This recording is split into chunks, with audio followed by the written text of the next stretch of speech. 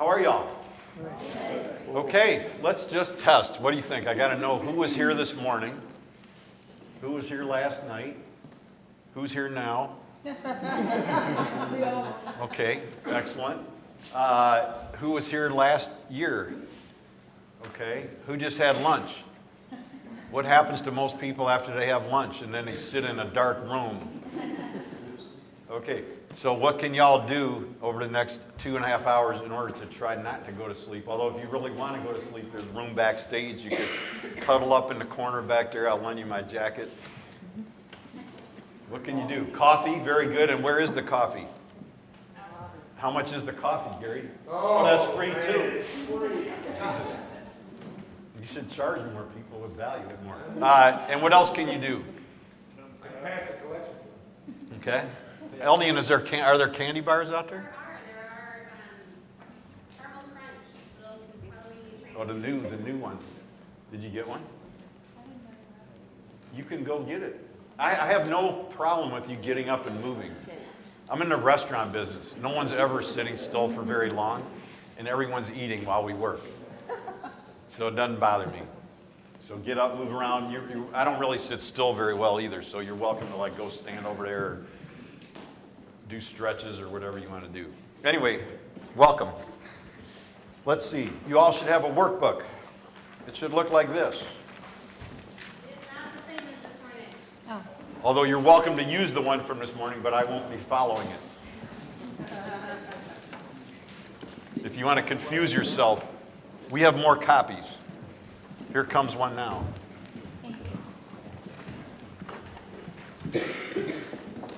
Yeah. Yeah. Okay, so we have about a little over 2 hours in which I want to share with you our approach to what we call servant leadership, right? Which I think is really the core of a lot of things that we teach about leadership. We have multiple seminars, multiple internal classes, but the servant leadership stuff I'm going to share with you today is sort of the key element of all of it, and it's what it all revolves around, okay? And before I get into that, what I would normally do is a little history, but some of you have been here so many times, maybe one of you would like to tell our history for me. Well, those of you who are here this morning, what do y'all want the other people to know about Zingermans? You did something that everybody told you wouldn't work. Okay, that's true. We did some everybody told us wouldn't work. What else? You're only in Travis and Harvest. It's the right state, though. It's only a 4-hour drive. We're only in Ann Arbor, Michigan, correct? Tennessee. What else you want them to know? Your whole culture supports your mission statement. Our whole culture supports our mission statement and our vision, absolutely. What else? You believe in differentiation. It's actually very simple, Yeah. clear cut, instead of wording like everybody else really seems to try to do. Okay, our mission statement's on page 3 in your workbook if you want to see. What's your name? I'm sorry. Chris. Chris, what Chris was saying. What else do you want them to know, those of you who are here this morning? They provide an opportunity for businesses to learn from each other and to have an opportunity to grow with each other. Yeah. So part of the whole thing here today, as it says, is called upon a network of peers. There is a lot of wisdom in this room. And some of you actually know, because I've been here a couple times, so I know that you have wisdom.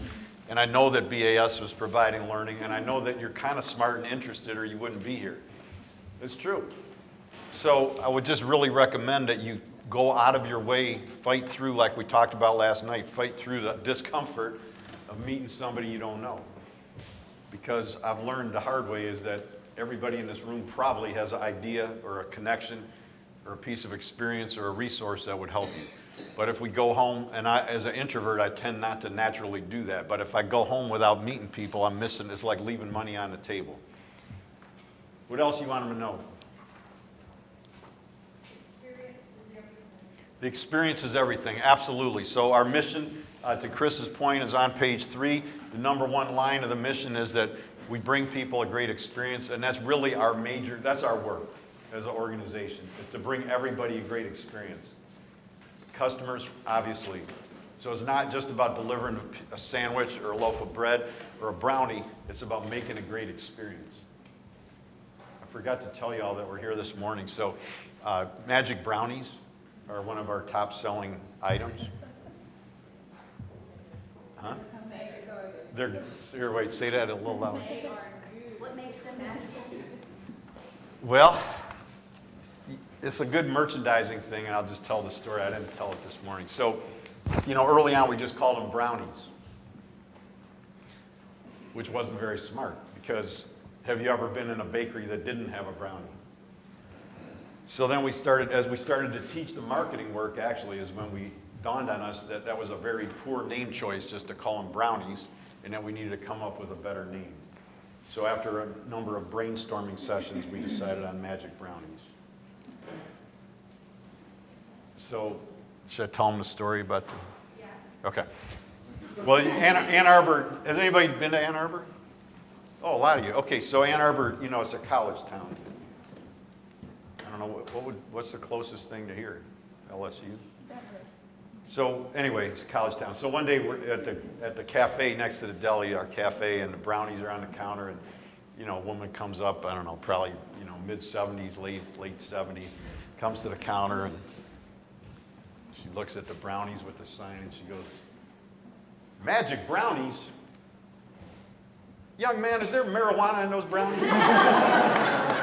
Which in Ann Arbor is not that, And he goes, "No, ma'am, there's no marijuana. We just call it that for fun." And, she goes, "Well, then why would I want to buy one?" That's a true story. Anyway, but what I forgot to tell you all this morning, those of you who are working on stuff that was different, and I actually just got an email at lunch, which reminded me, but we're actually working on getting a magic trick to go into the 4-pack of magic brownies. And the reason, just coming back to this thing of connection, so it turns out that one of our good customers who comes in the deli 4 or 5 times a week with his little kids happens to own, I never heard of it, but the largest supplier of magic tricks to magicians, and he lives in Ann Arbor. It's called Penguin Magic, if you want to look it up. And so he happens to be there, so I'm talking to him. I don't know anything about magic tricks, and I'm, kind of goofing around with him, and I'm like, "Man, we should have you do a Zingermans magic trick." Thinking differently. He goes, "That's a great idea. Let's work on it." So it sort of languished for about 8 months, and of course, everybody that I told that I wanted to do this, guess what they said? Yeah, come on. Seriously, a magic trick and the brownies? Like, yeah, it's going to be great. They're like, "You're nuts." Anyway, now he brings his staff to Ann Arbor for their annual meeting. So the designer's in there, and the magic trick comes up, and the designer goes, "That's a great idea. I'm going to work on it." And now he's working on it. So hopefully, within a few months, we're going to have an inserted magic trick in the brownies, and it's going to be a disappearing brownie trick. I'm serious. I'm not joking. But to the point of all these things that y'all are bringing up, right? So it's doing something different. It's a natural magic brownies, magic trick. How's the customer's experience going to be? Better. Isn't the customer going to have something to do now while they're eating the brownies? And guess what they're going to talk about to everybody that they know, because they don't have anything else to talk about, is the trick and the brownies. So, and we're bonding with, whoever was asking about co-branding, we're bonding with a really high quality, interesting producer in a completely different industry. And he's excited to do it with us, and we're excited to do it with him. It's kind of a cool thing. So today is like a magic trick. Okay, so what I want to do today is go over the things on page 2. Now that you got a little background on us, if you're bored, I do have copies of our newsletter up front. You can welcome to come up and get them. Truly, it doesn't bother me if you get up and move around. It doesn't even bother me if you read while I'm talking to you, because high achievers multitask a lot, and I'm confident you can read and listen to me at the same time. Won't bother me in the least. So I want to talk about the core of our leadership philosophy. Like I said, that's called servant leadership. I'll get into in a minute. I'm going to give you some tangible tools which you're welcome to completely ignore or use as you so desire. And then the network appears as in the room, so really what y'all do with it is up to you.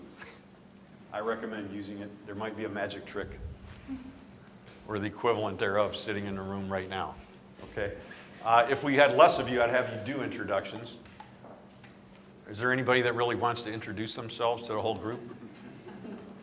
Yeah, me. Okay, excellent. I don't know you, so I'd be thrilled if you do. I'm Karen Richardson, and I've been bringing produce to Tampa and Grind once a week during the season, spring and fall. And I just recently signed up as a consultant with Chemical-Free Cleaning Company, Wow. Norwex, and I'm having my first Alexandria demonstration this Saturday at 11 o'clock at River Oaks Square Arts Center, so I'd love to have you come. That was great. Sounds good.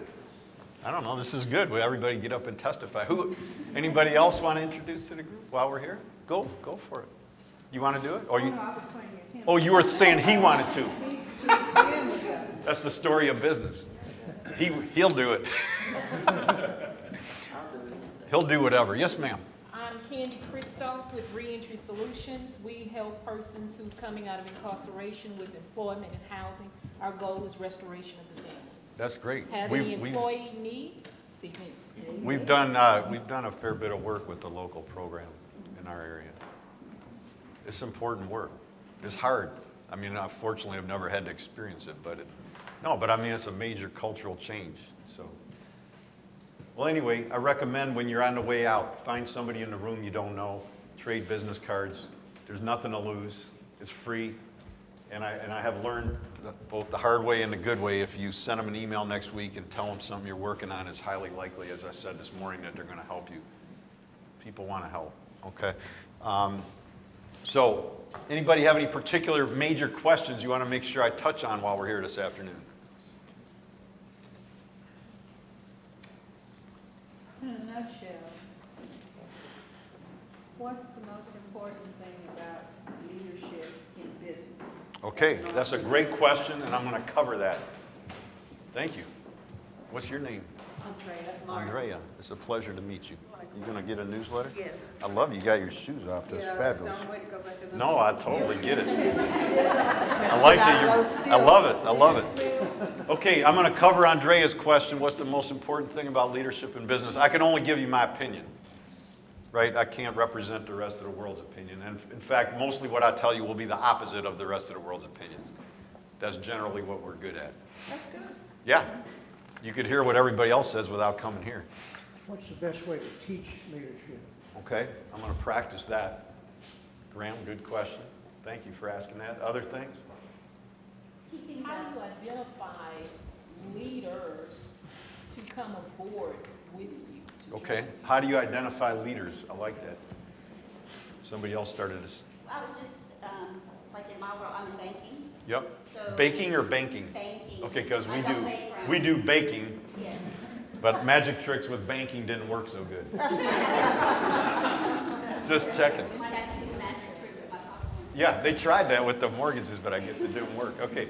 Just as far as the leadership in keeping the excitement going. I Yep. watched your video and I saw your employees talking Yep. about the values and keeping that going.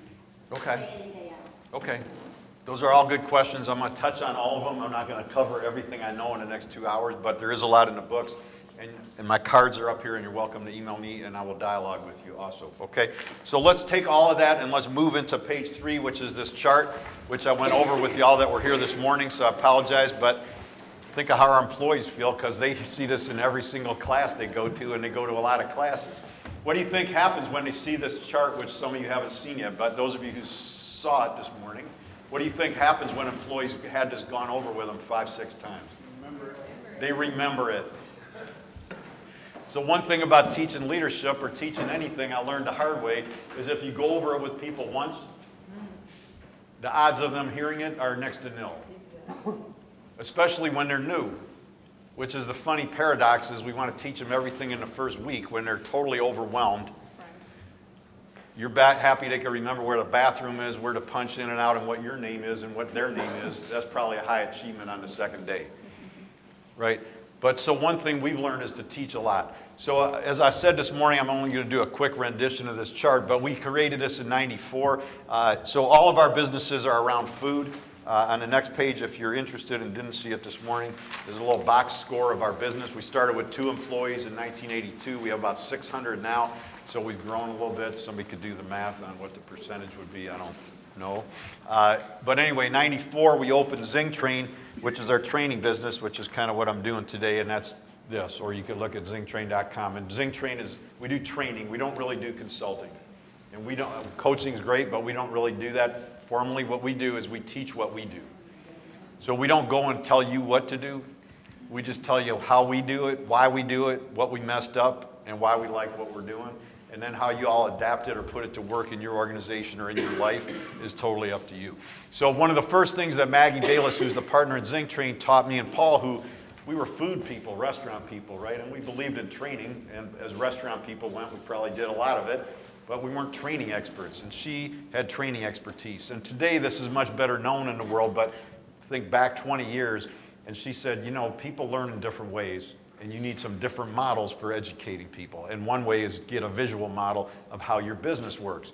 And so she, Paul, and I probably spent a year arguing over how this should look. But since we finished it, this basically looked exactly the same for almost 20 years. What's that tell you that we spent a year working on it? It's important to us. What else? It works. What else? The fact that 3 partners spent a year working on something to get it right, what's that tell you? What's the message? You're dedicated. We're very dedicated. What else? Yeah. Yeah. So every time I teach this chart to employees, I tell them that story. Why would I tell them that story? Because you believe what you do. Right. And what if I don't tell them that story? They won't get it. They think it's like the 10 Commandments. It just showed up. See, I need them to understand it's not just, we don't have all the answers. What I want them to understand is we don't even agree most of the time. What Paul says, we figured out how to disagree without being disagreeable. Right? And that together, through diverse opinions, diverse backgrounds, diverse views, you're going to come up with something that works. So I tell the story because without the story, the message is significantly diminished. So it's not just the chart, it's how we got to the chart is almost as important as the chart itself, right? Okay, so this chart is a way to represent to every employee that comes to work with us how business works. And like I said this morning, it's like teaching a new football player how football works before you teach them how to be the quarterback. Because the decisions that a player makes on the field are significantly impacted by their understanding of the game. Right? No matter what sport you study, basketball, football, whatever, they'll always tell you the greatest players are students of the game. You hear that over and over and over again. Why? Because the more they understand the nuance, the detail, the richness of the history of the game, who invented the jump shot, when the jump shot was developed, how it changed the game, how Magic Johnson and Larry Bird changed the NBA, whatever. All of these things change the way they play. And if all I do is give you a ball and a basket, it doesn't mean you can't get it in the basket, but the richness of the experience, what you understand, the tradition that you're carrying on, the honor of what you're doing, the profession, the meaning of the work is completely different, right? So for us, our mission, as Chris said, is at the top of this page. What do? It's in the first line of that mission. Our job is to bring everybody a great experience.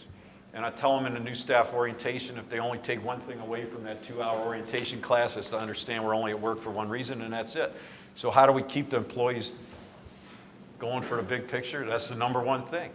They're not there to bake or make sandwiches or wait tables. We're all there to bring people a great experience. Now we got to wait tables right, bake the brownies right, do the marketing right, or the experience won't be good. But see, every player in sports knows they're really there to win. Now the wide receiver got to catch the ball right or they don't win, but we're not there to catch the ball. And they learn this quickly because their personal statistics might be great, but the team keeps losing. It's not that much fun. Right? So I want them to understand what winning means in our organization is to bring people a great experience. And I tell them flat out, you all are totally responsible for the experience of everybody you deal with. Everybody. A supplier that we pay, you're responsible to deliver the truck driver a great experience. There's a street person sitting in front of our business, treat them with respect. There's a new coworker, you got to give them a great experience. And obviously a customer, because if we don't do that, they don't come back, right? But everybody's responsible, and you don't need really much more training than that to do that. Because there's nobody in this room, there's no kid you got in your family, there's nobody you ever hired who doesn't know what it means to be nice. They may not act like it, but they know. There's nobody you ever hired that doesn't know how to be kind to other people. There's nobody you ever hired that doesn't know how to just do a little thing to make somebody else's day better. I think that's true. I think the other thing, though, is if you have tools in your toolbox, sometimes people don't know to be nice, but they don't know ways to give the bone. Like 100%. So it's not as simple as this is, and then we're done. Yeah. That would be the equivalent in football of like, okay, you guys ready to win? Yes. Okay, get out there and win. They go, what do we do, coach? Just go play hard. It doesn't help. We got to give you the details of what it means. But the point is, first you understand the North Star. Now we teach you the tools. Everybody else just teaches them the tools. Son, just hammer those nails in there and get them in right. But they don't know what the house looks like. What's the point? And they don't know who's going to live in the house. When they understand that, then hammering becomes a different job. It's meaningful. Exactly. So as Paul said, and it's true, you know, a hammer's a tool, and I'm with you on the tools, but a hammer could break a window or hurt somebody, or it could build a house for somebody in the community in need. Same tool. Same tool.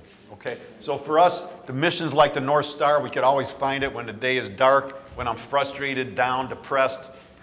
And we all have those days as part of life and part of business. I come back to the mission.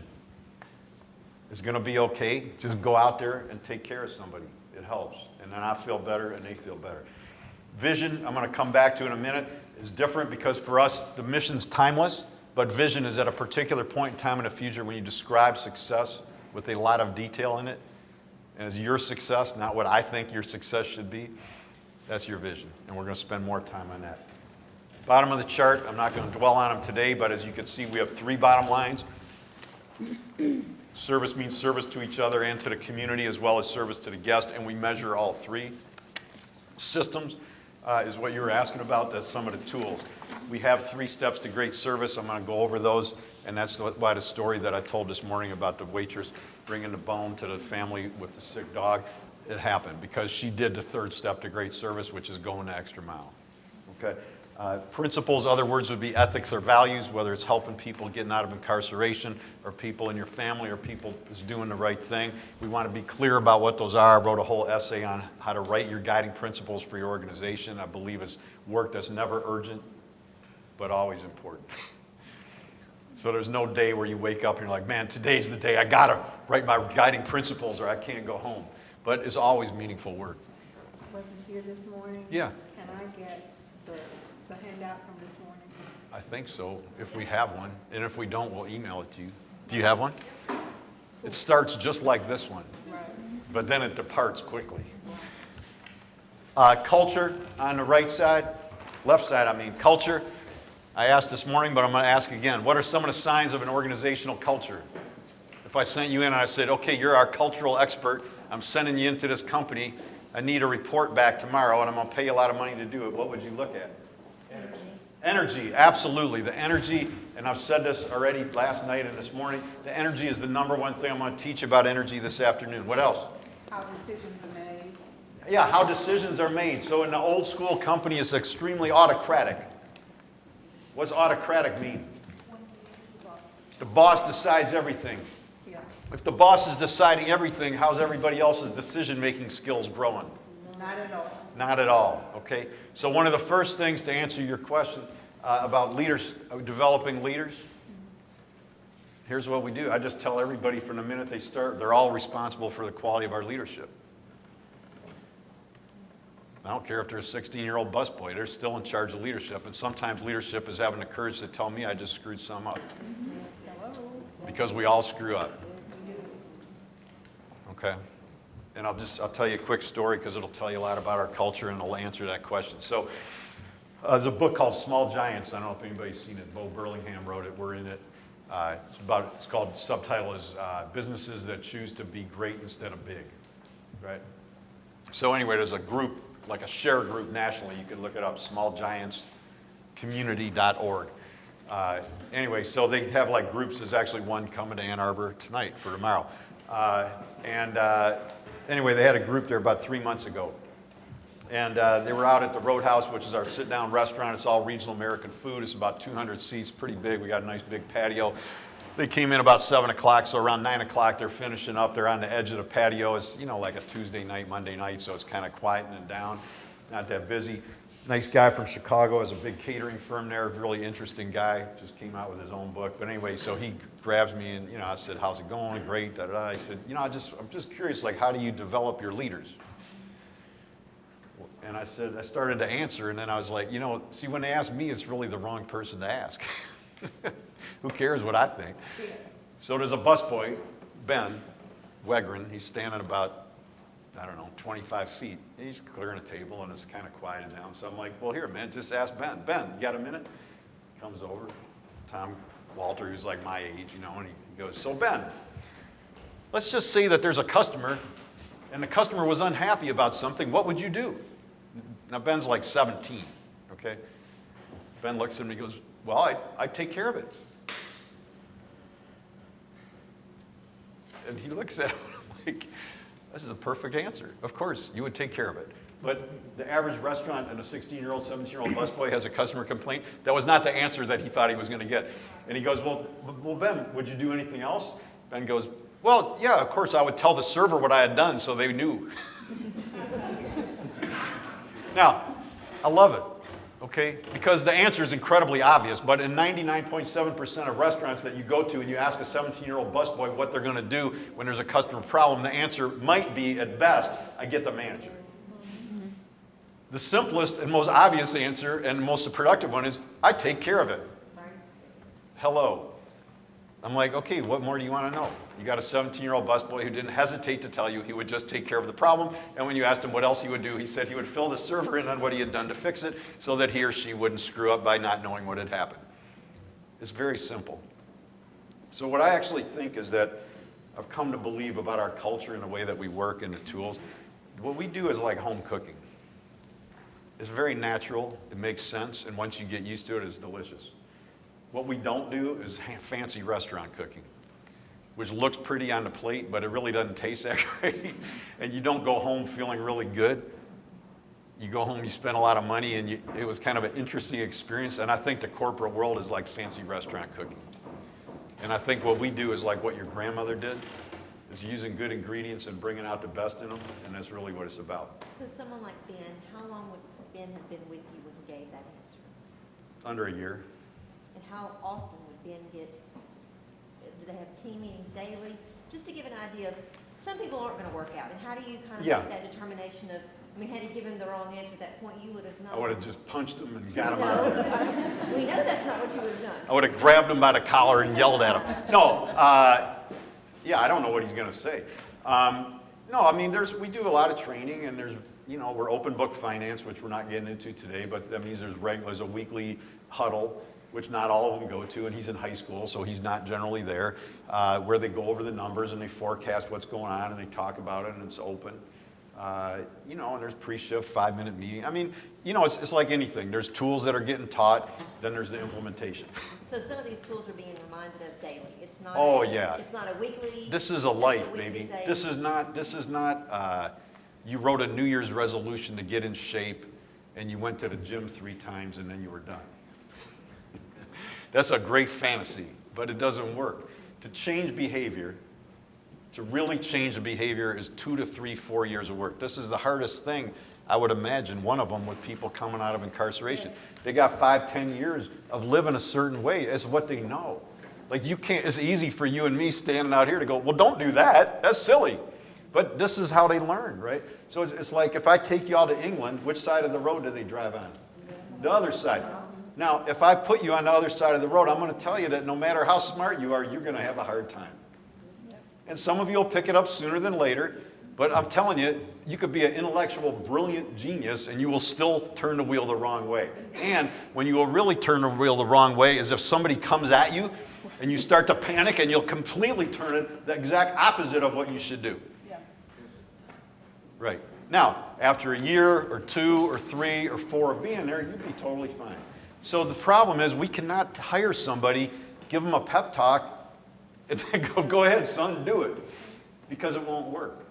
And if you want to put it in sports, this is like if you got a basketball player was trained in a set offense that moved very methodically and they were really good at it, and you put them on a team with a running offense, they'll not be good. And it's not they're a bad player, they're just the culture is completely different. And what they've been trained on for the first 18, 25 years of their life is now the opposite of what I'm telling them to do. Does this make sense? Okay. So, yeah. Go ahead. How does the leader, Why are you sorry? the leader has to model this? No, I say do the opposite of everything. No, yeah, of course, the leader has to model it, absolutely. That's what we're going to talk about. In my next book, which will be out, I hope, by the holidays, is on managing ourselves. I said it last night. Basically, I would suggest the organization is like a mirror for you and me. Whatever's working, it starts with us. Whatever's not working, it starts with us. And so the question is not what did they do wrong. I said it last night. Pat McGraw, who runs our HR, has this little saying, and she says, if you're focusing on what the other person's doing wrong, you're focusing on the wrong person. And I love that. It's very easy to remember. Okay, so we teach this chart to everybody because from the minute they start, I want them to understand how business works. I want them to understand where they fit in. I want them to know what our mission is, like Chris said, and I want them to know that their job is to bring people a great experience, so when they're in doubt, they go for greatness, not wait for the manager. When there's a loose ball in football, they don't call the coach and say, what should I do, sir? What do? They pick up the ball. They dive on the ball. Why? Because they've been practicing for 10 years. If you put me out there, I'm going to go, I'm back away, man. I'm going to get killed. Okay. My point is, so to your question about do you have to live it? So in the middle of this chart, my fantasy is that all three of these things are perfectly aligned. Our cultural behavior is identical to the systems we teach. Our systems are all values aligned, got it, right? Our behavior and the culture is all ethically sound, and that's a fabulous fantasy. But we're human, and so we err. And all organizations have this problem. The best way I could explain it to you, I think, is the quickest way, is who's been on the highway lately? Yeah, I think you have them here too, the big white signs with the black numbers. What's that? Suggestion. So that's the system.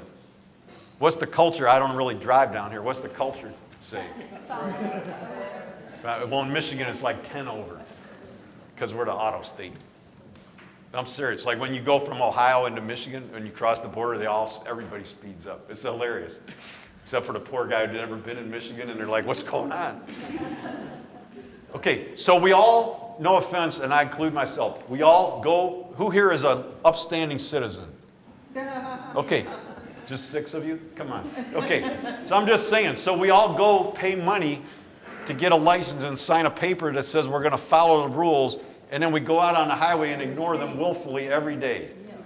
And then when they pull us over, we're mad at them. Think about it.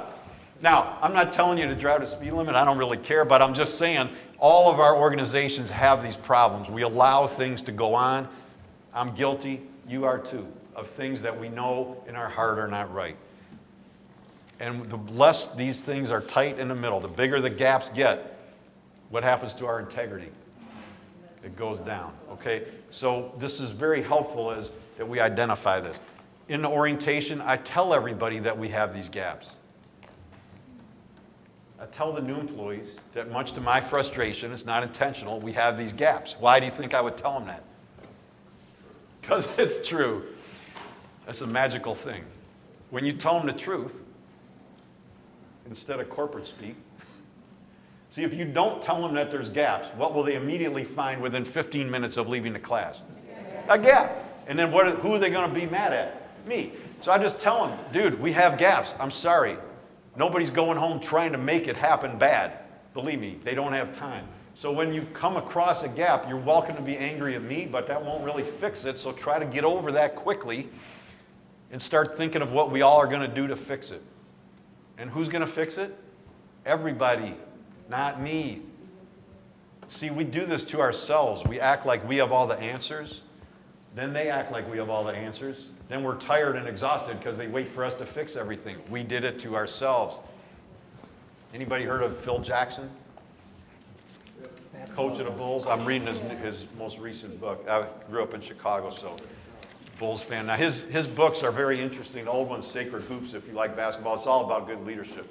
Anyway, so he's talking about the Bulls and how Michael Jordan and Scottie Pippen and all this and his whole approach. And he said, like every other coach, when something goes, the general rule in the NBA is if the other team scores 6 points in a row or 8 at the most, you call a timeout. He said sometimes he wouldn't do that. And I remember watching games where he would let it go. And he said the reason he let it go is because if he called the timeout, they're all waiting for him. And he said sometimes I let them go because once they realize I wasn't going to bail them out, they start thinking of what to do and they figure it out for themselves. And when they figure it out for themselves, they own it. They act smart.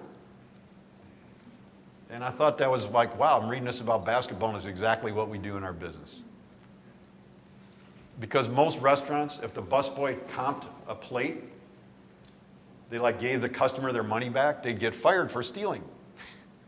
In ours, they get promoted. That's why it's like home cooking. Because the busboy understands it's more important to make the customer happy than to follow the rule. And the rule in our case is do whatever you got to do to make the customer happy. Okay? Is this making sense? Questions? Keep going. Graham, I'm all right? All right, man.